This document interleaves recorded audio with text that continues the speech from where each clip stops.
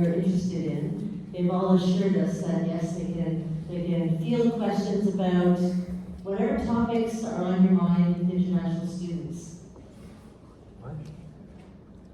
Yes? What have been the best experiences you've had in terms of activities organized by the school? I know this must be something fantastic, but I'm always trying to push take the students to Crawford Lake or take the students here. And sometimes the feedback is, well, they'll do it with their own school, but we want to bring all of you together. Is that something that we should be ensuring we do and valuing? When you say all of you, who do you mean? Our international student group. So we want to bring all the international students Within the province? Or? No, our school board. Sorry. Okay, okay. Just ours. I can't handle it. Okay. But yeah, to say that we need to encourage our board to say it's important that they get together as well and share experiences, not just with domestic students, because they do that in schools. Okay, so the feedback about doing things together like this. okay, so your school board doesn't have an international student group like this? Not between schools. Okay. We have tried. Coming out of COVID, we haven't done much, and I'm just trying to get back to doing that. Great. So I guess the question is the international student group, have you found it useful, or is anybody? And other activities. Sorry, I know you did all this. Yeah. Are there other activities that? I think maybe the concept of this group, it was during COVID, you came together and then you did activities. It's been continuing since it's actually ramped up. Since, I don't know, Dan, if you want to talk to Sure. what we do. We started certainly with the Zoom, and then it kind of, from there, as we started getting some synergy, it kind of rolled into the orientation. And then it's just kind of rolled into different activities throughout the year, and it has just become a kind of a staple of our program. And do the majority of the international students participate in that, from every school? Tomorrow, June 3rd, we have 64 students from all of our 5 high schools going to Niagara Falls. Yeah, those are the things, we need to encourage that. So are you looking for specific ideas? Yeah, you can what was the best memories then? What kind of trips? You okay? Okay. For me personally, I would say the orientation. For just newcomers, right before the school year starts. Because back in my year, 2019, when I came, there was no orientation, and I had to start from scratch, meeting people at school. But the orientation really helps because it connects you to international students, and you can feel more comfortable. Newcomers, they're confused and they're nervous. If you connect us with people we can relate to, it's easier for us to be adapt to the culture and be more adapt to the habitat. Thank you. We do that, but that's the first time we all meet, right? We want to continue that kind of momentum. So I can speak to the orientation is 5 days, full 5 days that Susie and I have been coordinating, and it includes a trip to Wonderland, but it also includes the real Wonderland, which is Aurora, Ontario, where they go canoeing and they do a whole bunch of outdoor types of activities.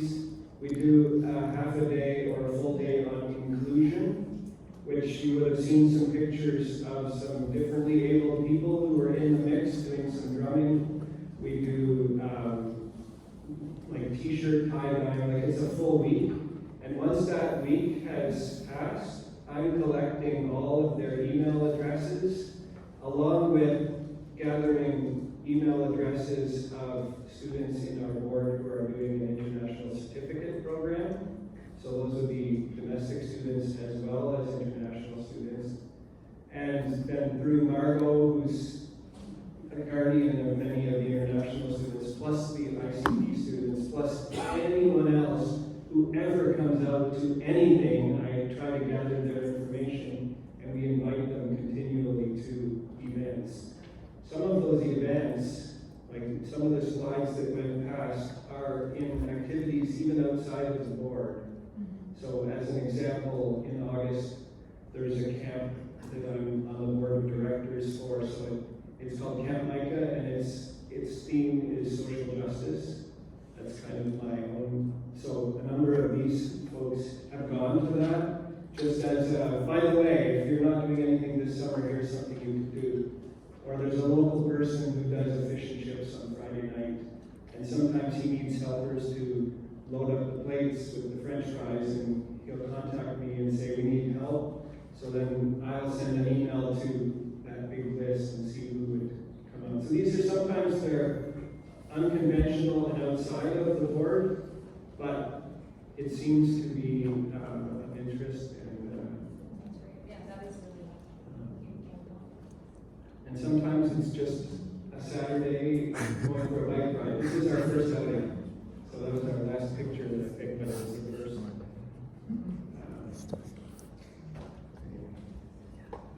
Sorry, I don't know if any of you guys want to respond to activities or. Actually, I have an idea. Yeah. Thanks. So I would say because Canada has the privilege of lots of traditions and cultures, I think it's not a bad idea to kind of give the chance for other people to explore the other cultures. Like, for example, a cultural event of, for example, Chinese culture, Iranians culture, or like an event that actually I find that this topic specifically is a good topic that I usually discuss that to my friends, and we kind of seek through the commonality that we have in the culture and also the difference, celebrate that. And I think that's a good kind of motivate to kind of gather together as well. That's it. Anyone? I don't know if we have time for another question. Sure. I was just wondering from, any of you would want to answer the question, what was sort of your biggest challenge coming in as an international student, and what did you find was your best resource to deal with that? Okay. You want to talk? Okay, Eddie. Do you have problems? Do you have challenges? I do, come on. Well, I think for most of the students, when it comes to the new environment, they all shy, right? I do. I actually really shy and really hard to make friends. The part of the orientation, the first day, when I meet Susie and Mr. Matt, like, they break students into small groups, and then we try to talk with them, like maybe just group of 2 people, and then we talk with them. And all around that time, and we switching around, like we know more about people. So about like that, the first day in orientation, and the second day, third day, and fourth day, like people already know each other, and then that how they solve it, like is more fun and easier to make a small group. We go Era or Wonderland. Okay, Faya says something too.